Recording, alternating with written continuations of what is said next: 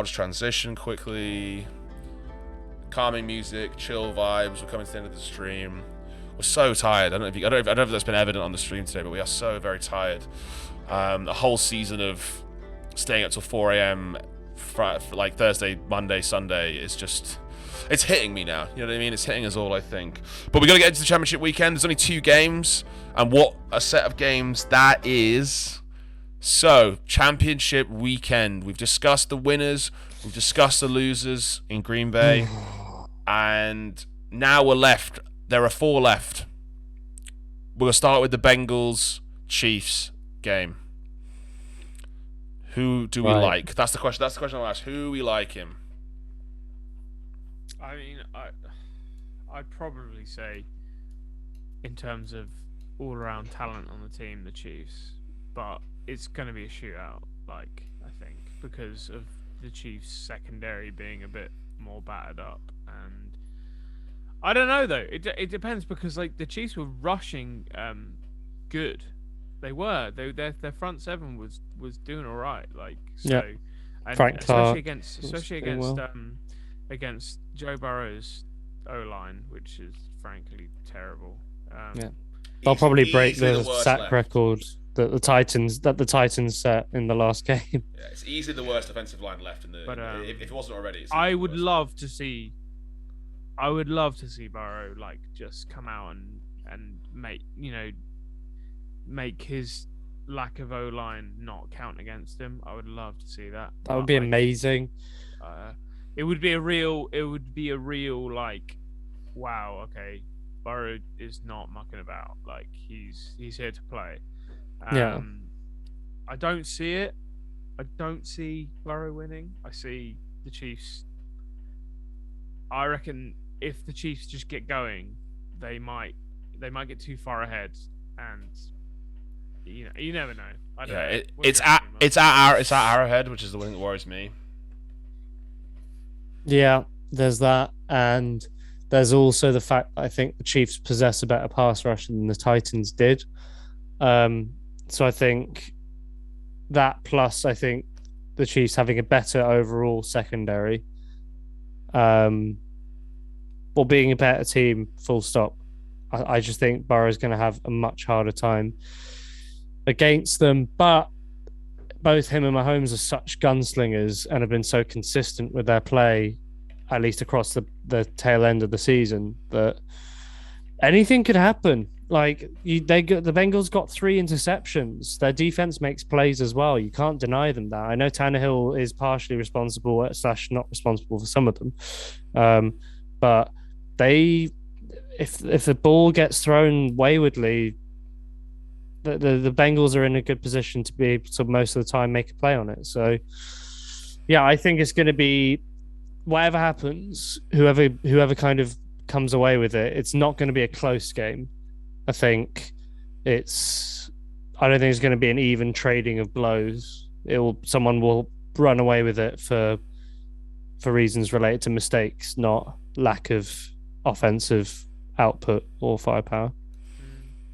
Yeah, I mean that's a good point. I think also, I think I agree that it has to come down to which defense stops the offense, because as much as the Bengals O-line is bad, I think once they get rolling, they are hard to stop from scoring.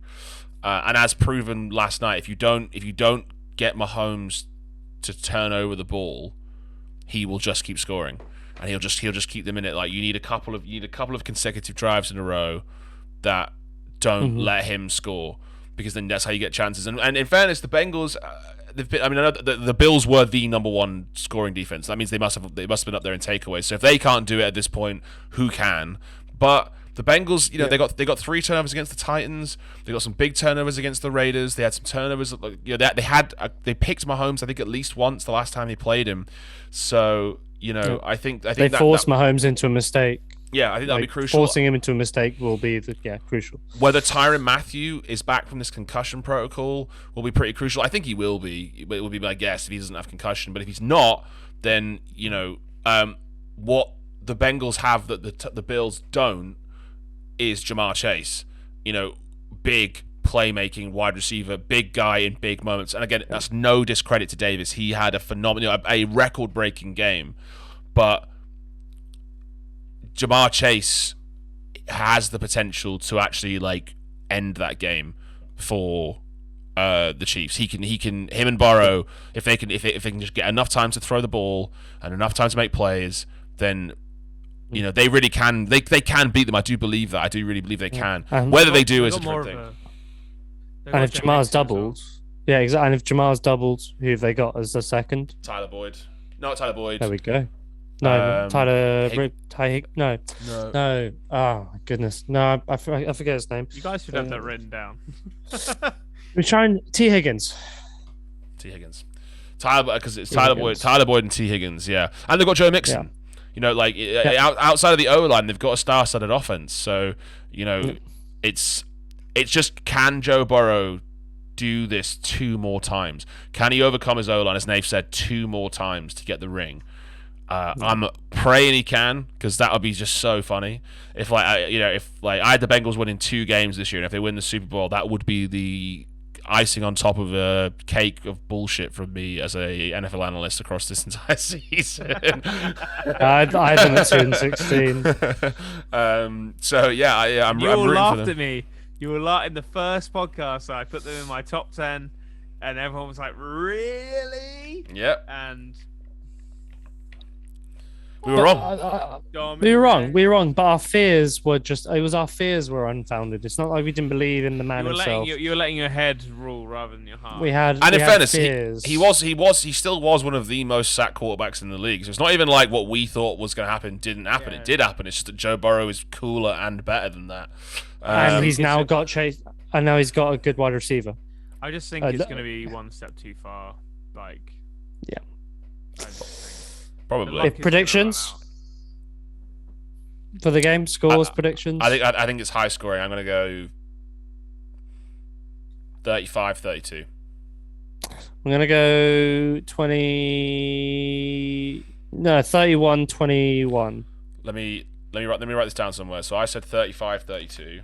Actually, no. Could someone else write this down? Because I'll change scenes while I do that. That would have been chaos. Yeah, it'd have been really annoyingly chaotic if I do that. Let me write in my notepad. So I said 35-32. What did you say, Nima? Just so you don't forget. I know what I said. Okay. So you said 35. I know what I said. 35-32. I said 31-21. Yep. 34-25 Chiefs. Is 25 a hard score to get to? This is why I don't like doing score predictions, because I'm so bad at maths. I never know what the viable scores are. How do you get to 25? You guys find it so easy, and I'm just like, he needs a. I just do it in multi. It's just as long as there's a 3 or 4 point gap, then it usually means they've either scored 3 or 7 points. That's what I always think. 35-32, 20, 28, 28, 31. Numbers. 21, 28, 14, 25. I wonder if you've accidentally picked a scorigami there, Nath, as well. That would be funny. Yeah, and imagine if it comes not, up. But I'm sticking with it. Well, I was hoping you were going to say the Bengals were going to win, because you're normally right and I'm normally wrong. That's why I'm just going to say the scoreline will be 35-32. I don't know who wins. I don't want to say, because whoever I say, the opposite will happen. Yeah. And if I try and counter that, then the opposite of that will happen. So I'm just not going to say it. I think. Oh, I don't know.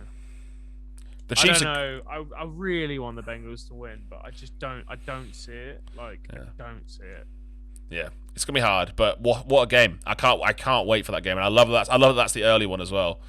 Oh yeah. So it's like we'll be fresh in the mind for that one. Hi, thanks for watching Inside the Five. We go live on Twitch every Monday at 8 PM, and we have an audio podcast that comes out on Sundays. Check out the links below, or if you're interested, watch more of our videos. See you soon.